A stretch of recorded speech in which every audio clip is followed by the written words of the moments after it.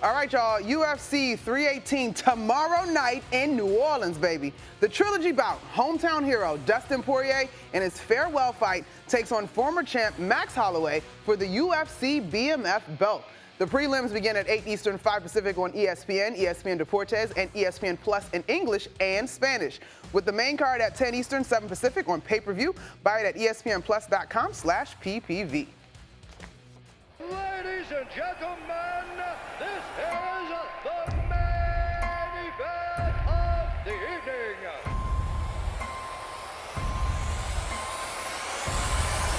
Who is the BMF of the Octagon?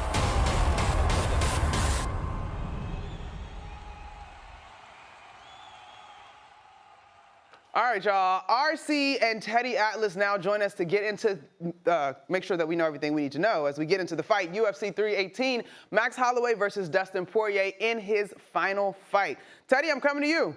You have trained legendary fighters throughout your career. If you were coaching Poirier for this one, what would you tell him before he makes his last walk into the octagon on Saturday? It's something that is very difficult to really digest, but it's the only thing you can tell him. For now, it's just got to be another fight. You've done this now 50 times.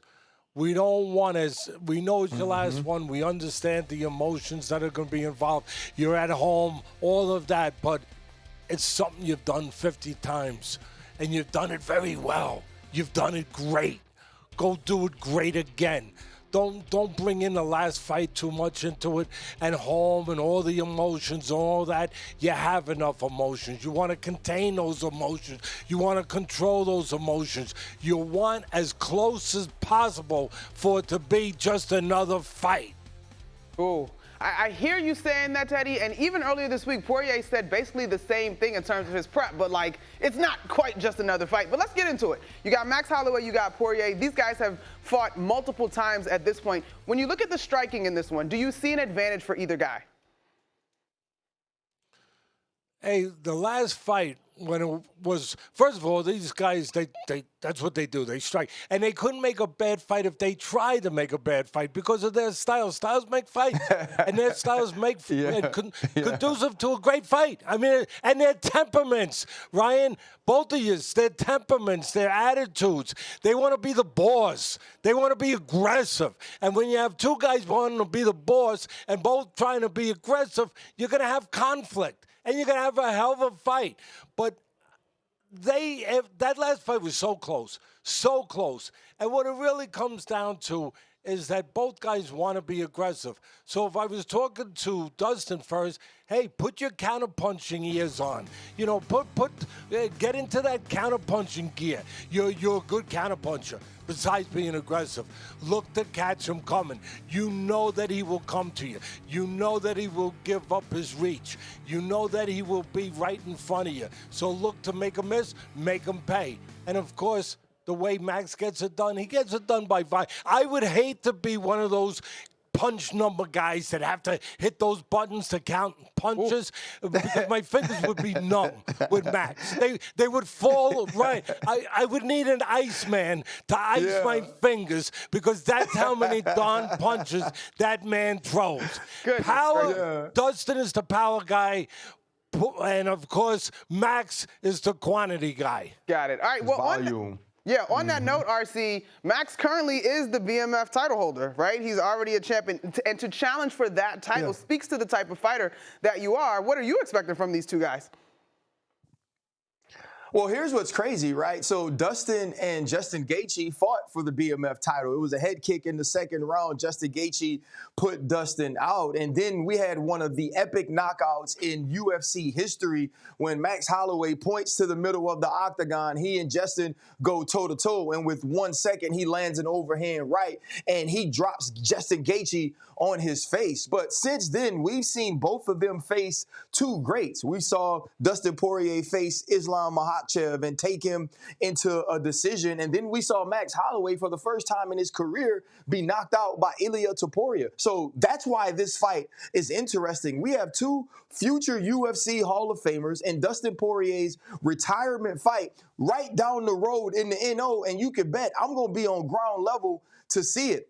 This is going to be one of those epic moments that we talk about for years, in my opinion, that put the UFC on an entirely another plane. These are two of the greatest ever. They understand what the moment is, and they always show up to fight. Poirier walk away, lay his gloves down in the middle of the octagon after facing a legend like Max Holloway. You know what? And you brought it up in your answer, RC. You are a New Orleans, a Louisiana guy. So is Poirier. This fight is going down in New Orleans. I heard Lil Wayne might be walking him into the octagon. Just being in that community and the energy, what can we expect?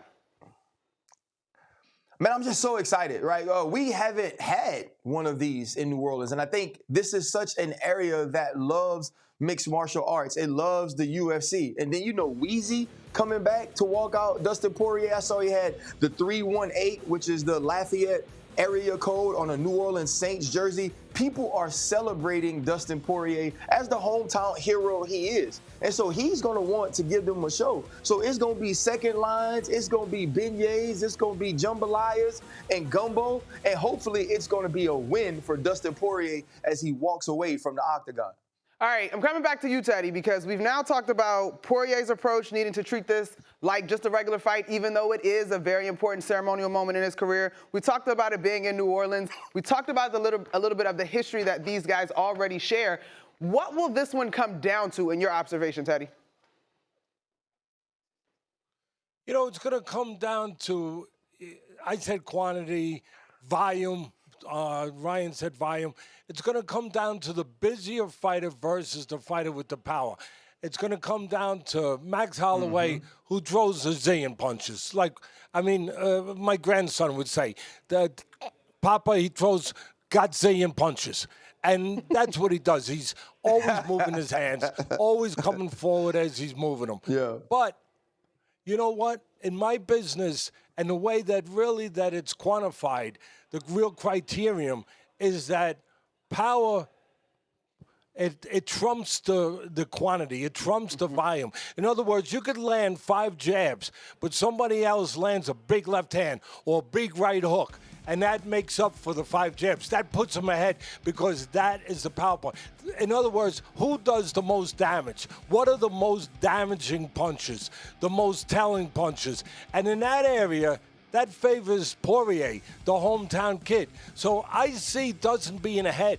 I could see him being ahead. I could see, what I want to say, I could see Max being ahead in the fight and then Dustin being able to hurt him. In his last fight, even though it was some years ago, I think it was 2019 when they fought, but he hurt Max. We had never seen Max until he got knocked out by Topuria recently, but we had never seen Max. He had a granite chin. Like the old timers would say, what a pair of whiskers this guy had. We never saw him hurt, but Dustin did hurt him.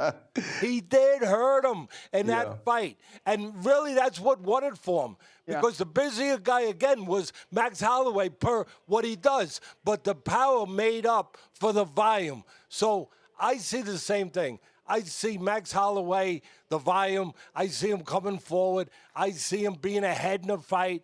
But I see the power. I see Dustin, he's going to have to go to that power. He might have to look above in his last fight, look above and say, give me it. Give me that power. Give it to me one more time. And be able to use that to be able to do what he wants to do, is walk off in the sunset in a perfect Hollywood ending, where his 50th fight with a win against a great fighter and for, of course, that belt, that BMF belt. It couldn't be a more appropriate belt for these two guys getting in the ring. One last thing I'll tell you to look out for, guys, is the southpaw. The southpaw is Dustin Poirier. And for me, in my business, the most dangerous punch they possess is this, the right hook. Because the orthodox fighter doesn't see it peripherally. They're not used to seeing that punch come from that angle. You didn't see it, Ryan. Look. You didn't see. Remember the Rocky film? Remember? We got you. I saw it. No. He already crashed in the side of your face already. You didn't see it in time. All right, Mick. That is the most yeah. Okay, Rock. That is the most dangerous punch, I think, in the arena on Saturday night. Is going to be that right hook of the southpaw, Dustin Poirier. In his last fight, he might need that punch from the side, and he might need Mick, too. Yeah. All right. Well, Teddy, RC, thanks for joining us. RC, Teddy's right hook just took out the whole segment. So